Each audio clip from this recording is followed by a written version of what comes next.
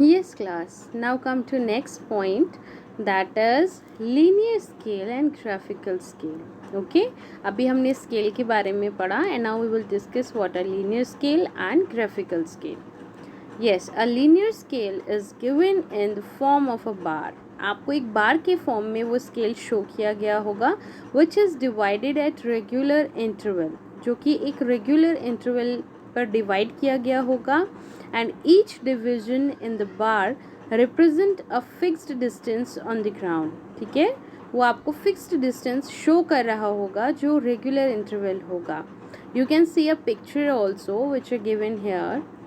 Yes, here you can see 0, 50, 100, 150, 200, 250. You can see that जो basically regular interval है वो 50-50 का है. It means कि वो एक fixed जो है मेजरमेंट शो कर रहा है and it represent a fixed distance on the ground also. Okay, so कुछ मैप्स जो हैं उसमें आप ये स्केल इस टाइप से भी देखेंगे जिन्हें हम लीनियर स्केल या ग्राफिकल स्केल भी कहते हैं. Now let's come to next point class, that is a map without a scale is called a sketch. अगर आपको कोई मैप मिलता है जिसमें स्केल नहीं हो, that is a sketch of that map. Okay, it is helpful in conveying the location of a place. किसी भी प्लेस का लोकेशन समझाने के लिए वो ज़्यादा बेनिफिशियल होता है. सो बच्चों, हमने बहुत सारी चीज़ें डिस्कस करी हैं अभी तक. that is what is the difference between globe and maps and how many directions are there, what are sub directions and what are scale, everything. Now we will discuss our next topic and I think we will finish this chapter today. So let's come to next point. Yes, class.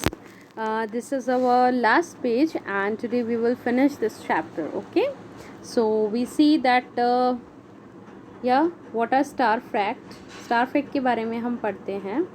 The word map comes from a Latin word mappo. ये map word जो आपको मिला है ये कहाँ से मिला है?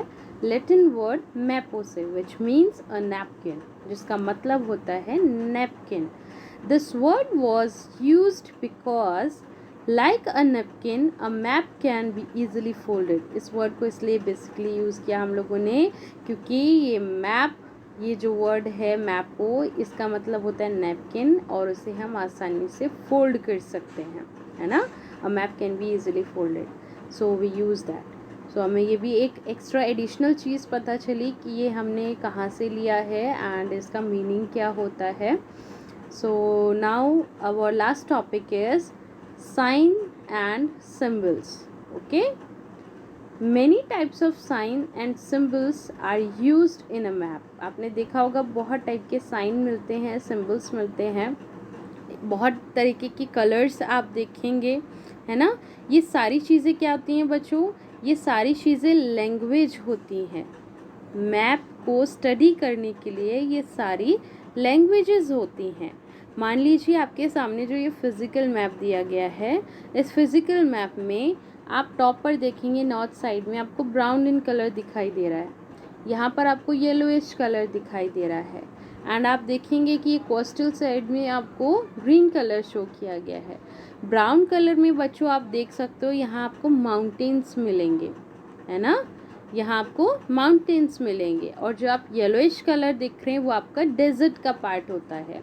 तो आपका जो भी कलर हम डिसाइड कर रहे हैं that is related to its feature. So हम ये समझ सकते हैं कि जो भी साइन या फिर जो भी सिंबल, जो भी कलर्स हम मैप में देखते हैं that is language of that map. How to study it, we can use this. Okay.